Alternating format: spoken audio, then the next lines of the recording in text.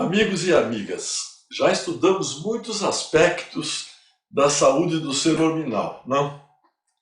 Vimos a constituição do ser hominal, onde nós estudamos a consciência, os corpos bioenergéticos e o corpo físico. Vimos a nível celular a produção da energia da vida, o ATP, lembram? E ensinamos o exercício com o músculo diafragma.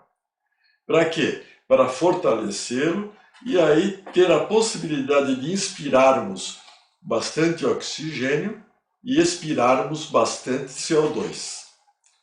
E através dos bons nutrientes, tendo como final a glicose, a célula tem a condição de, com o oxigênio e a glicose, produzir a energia da vida, que é o que nos mantém vivos. Vocês vejam que a alimentação é importante nessa história. E a respiração também. Nós vimos a meditação, onde nós vamos promover a saúde do corpo físico, mental, espiritual, emocional. E lembram dos trabalhos científicos acerca dos benefícios da meditação? Simplesmente, né? Nós vimos também como fazer a autorregulação das energias dos nossos corpos bioenergéticos, removendo aqueles bloqueios dos chakras. E com isso nós promovemos a saúde do corpo físico. Vimos também que é possível, se nós trabalharmos a nossa ascensão espiritual e a prática da fraternidade universal, termos a nossa unificação dos chakras, dos vórtices de energias. E essa unificação é uma dádiva do plano espiritual maior. E a partir dessa unificação, nós vamos ter um entendimento do comando da nossa consciência na nossa vida como um ser multidimensional que somos. Aprendemos também a conversar com Deus. Lembra? Eu dediquei um vídeo só sobre essa conversando com Deus. E é a possibilidade que nós temos de nos unirmos multidimensionalmente com a fonte criadora. Aprendemos também a meditação integral, onde nós vamos trabalhar as nossas imperfeições espirituais e promover a saúde do corpo físico e bioenergético. E depois adentramos nos vídeos dos alimentos que estamos agora apresentando. Vimos os alimentos funcionais, que têm a ver com os antioxidantes fundamentais para a limpeza, para a longevidade da nossa vida física. Nós vimos também, no último vídeo, o equilíbrio nas proporções do ômegas 3 e 6 por meio dos alimentos, e aí, a partir disso, vamos controlar a produção dos eicosamóides bons e ruins no nosso corpo. E hoje nós vamos estudar os alimentos alcalinizantes e acidificantes. Então nós vamos falar sobre alimentos mais ácidos e alimentos mais alcalinos. Muito bem. A água corporal total, que nós temos a abreviação de ACT, é o composto mais abundante no corpo humano. Isto é, varia numa proporção de 65% a 75%, depende de cada pessoa, né? Mas em média 70% é água. Naturalmente que não é a água da Sabesp, é uma água mais biológica que nós temos nos diversos corpos físicos e sistemas que nós temos. O corpo contém uma gama enorme de soluções, as quais podem ser mais ácidas ou menos ácidas. Como medimos a acidez ou a alcalinidade de uma solução? Através do pH. Então, o pH é a medida da acidez ou alcalinidade de uma solução. Isto é, a relação entre íons positivamente carregados, acidificantes, e íons negativamente carregados, alcalinizantes. Quanto maior o índice do pH, mais alcalino e mais rico em oxigênio é o nosso fluido. Quanto menor o pH, mais ácido e mais pobre em oxigênio é o fluido, mais rico em CO2.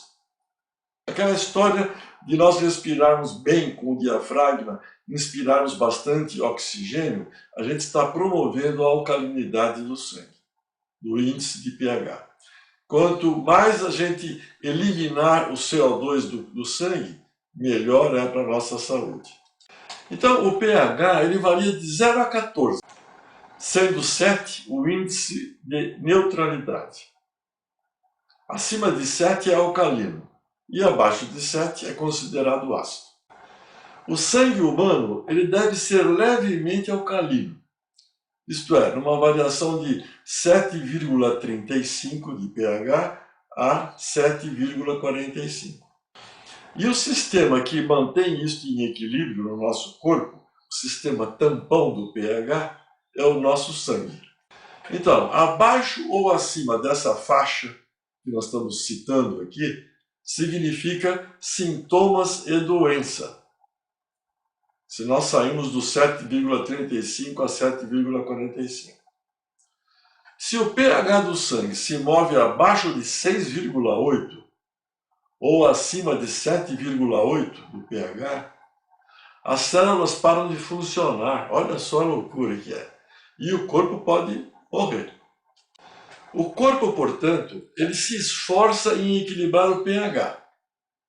Quando esse equilíbrio é comprometido, muitos problemas de saúde podem ocorrer. Então, uma dieta rica em alimentos acidificantes, por exemplo, tais como proteínas, animal principalmente, açúcar, cafeína e alimentos processados ou industrializados, exerce uma pressão no sistema de regulação do corpo. Para quê? Para manter a neutralidade do pH. O organismo vai ter que lutar para compensar essa acidez decorrente dos alimentos. E como é que vai funcionar isso? Como é que o corpo reage para compensar isso? Então, os minerais como o sódio, o potássio, o magnésio e o cálcio, eles são emprestados dos órgãos vitais e ossos para compensar ou neutralizar a acidez decorrente da alimentação. Por causa desse esforço, o corpo pode ficar debilitado, promovendo então doenças crônicas e degenerativas. As pesquisas mostram que, a menos que o pH do corpo esteja levemente alcalino, o corpo não pode autocurar-se. Independentemente do método que se use para cuidar da saúde, ele não será eficaz enquanto o pH não estiver equilibrado, pois haverá dificuldades na assimilação de vitaminas, minerais e suplementos nutricionais. Então, o pH do corpo humano ele afeta tudo. Vocês vão ver uma imagem que eu estou colocando aqui, mostrando da acidose e da alcalose. Então, o pH do sangue arterial é mantido em cerca de 7,4, ideal. Agora, o pH do sangue venoso, das veias, é de 7,35, pois ele possui maior concentração do CO2, que está sendo levado das células para o pulmão para nós expelirmos o CO2. Olha como é importante uma boa respiração. Um bom diafragma, músculo diafragma, trabalhando legal na inspiração e expiração. Tudo que nós já vimos nos outros vídeos são fundamentais nesse trabalho da saúde do nosso espírito, dos nossos corpos bioenergéticos, da nossa aura e do nosso corpo físico. Tudo está interligado. Vocês precisam estudar tudo e saber tudo para ganhar saúde, bem-estar e longevidade. Então, o sangue humano, portanto, ele é uma solução tampão, ou seja, ele possui mecanismos que evitam que o pH sofra grandes alterações e nos mantenham em saúde. As quantidades de O2 e CO2 no sangue determinam a presença da alcalinidade ou da acidose. Então, um pH ácido ele pode ocorrer devido a uma dieta acidificante. Estamos adentrando já na conversa agora dos alimentos. Mas também outros fatores, como o estresse emocional, sobrecarga de toxinas e ou reações ao sistema imunológico ou qualquer processo que dificulte as células de absorver oxigênio ou outros nutrientes, até a própria respiração. Então, o corpo tentará compensar o pH ácido dessas fontes usando minerais alcalinos para compensar, para neutralizar a acidez. Se a dieta não contiver minerais suficientes para compensar, olha aí outro fator, ocorrerá uma acidificação celular. Por isso que nós temos que nos alimentar com alimentos funcionais, com tudo aquilo que nós já falamos. Uma alimentação com predominância de alimentos crus, por exemplo, frutas, castanhas, hortaliças e sementes, por exemplo, evitará a acidificação do sangue, aumentando a eficiência do sistema imunológico.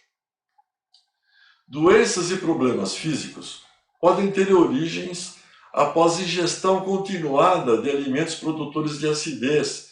Veja como nós temos que trabalhar a nossa dieta nesse controle de alimentos ácidos ou alcalinos. Então, o sangue ele desempenha um papel importante na saúde e energia.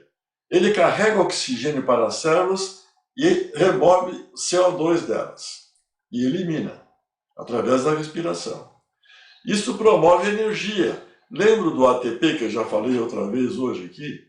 E ele mantém a nossa vida. Sem ATP, morremos. Então, a acidose, ela poderá diminuir a capacidade do corpo de assimilar minerais e outros nutrientes. A acidose poderá diminuir a produção de energia nas células por falta de oxigênio. Poderá diminuir a capacidade do organismo de reparar células doentes. Diminuirá também a capacidade do organismo de livrar-se de minerais pesados. Vai intoxicando tudo. E além disto, a acidose ela poderá auxiliar na reprodução de células tumorais. Olha só, promover câncer. E essa acidose também vai deixar o corpo mais suscetível de fadigas e doenças. Então a acidose é o que nós temos que retirar do nosso corpo. A dieta ocidental, a nossa dieta, ela é largamente composta de alimentos formadores de ácidos, como as proteínas, proteína animal, né? Cereais, açúcares. Os alimentos promotores da alcalinidade agora, como os vegetais, eles são consumidos nessa dieta ocidental com menos quantidade, em menor escala. Estimulantes, por exemplo, como o fumo, o tabaco, né? O café, chá, álcool, são também extremamente acidificantes. O estresse da vida, a atividade física também exagerada, também pode causar acidificação. Os alimentos industrializados ou processados são, na maioria das vezes, de todos eles, acidificantes. Então, nós precisamos evitar alimentos processados ou industrializados, por exemplo, doces ou carboidratos simples, não apenas porque eles são acidificantes, mas também porque eles elevam o índice de açúcar no sangue, alto índice glicêmico, portanto engordam, além do problema de diabetes. Além de serem pobres em nutrientes, intoxicantes e promoverem o aumento dos eicosanoides pró-inflamatórios. Tudo que já falamos nos outros vídeos. Então nós precisamos de abundância nas frutas secas e particularmente vegetais, que são alcalinizantes, para equilibrar a necessidade de consumo de proteínas que são acidificantes. Se nós comermos carne, por exemplo, que é um produto acidificante, nós temos que compensar com vegetais, por exemplo, que são alcalinizantes. Temos que trabalhar com inteligência esse equilíbrio entre os alimentos. Inúmeras vezes, as pessoas apresentam sintomas de acidez estomacal. Isso é comum. Refluxo gastroesofágicos, decorrentes de alimentação acidificante, além de outros, né? Então, o problema pode ser resolvido muitas vezes, não é tomando medicamentos, mas é ingerindo-se alimentos alcalinizantes, principalmente na refeição da noite, ou corrigindo-se a dieta do dia todo. Vocês experimentem se alimentar com mais alimentos alcalinizantes, vocês não vão ter gastrite, acidez, azia e do tipo, né? Então nós vamos ver agora na imagem os alimentos alcalinizantes e acidificantes para que vocês possam fotografar, inclusive, e ter uma lista de alimentos que vocês devem ingerir. Não é que nós vamos remover os alimentos ácidos, só temos que ter uma proporção. Daqui a pouco nós vamos falar sobre isso. Então, olha lá. Alimentos alcalinizantes. Nós temos lá os vegetais. Eu não vou ficar falando todos eles, nem vou citar todos. Mas nós temos lá os vegetais, as frutas, nós temos as oleaginosas. Olha como é importante as oleaginosas. Eu vou falar num outro vídeo, num lanchinho que entre as oleaginosas. É um produto excelente alcalinizante. Além de nutritivo ao extremo, com sais, com tudo que vocês possam pensar, antioxidantes, etc. Temos também os minerais alcalinizantes que vocês estão vendo aí. Os minerais são sempre alcalinizantes, porque eles se unem aos ácidos e vão formar sais, né? E perdem a acidez. E temos outros alcalinizantes, como por exemplo a água antioxidante, a água alcalina. Nós temos diversos tipos de águas minerais mais alcalinas. Seria o ideal de se ingerir. O vinagre de maçã é alcalinizante, embora o vinagre de vinho seja acidificante, vocês vão ver daqui a pouquinho. Então, suco de frutas verdes, de vegetais, de frutas, etc., vocês terão ali alguns alcalinizantes. As frutas, vocês têm uma lista enorme aí na frente de vocês para ingerir.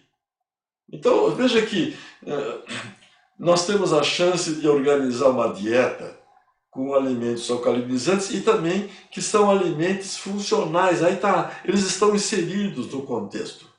Então é só uma questão de vocês estudarem os alimentos alcalinizantes com os alimentos funcionais e vocês vão ver que vocês têm praticamente a possibilidade dessa ingestão.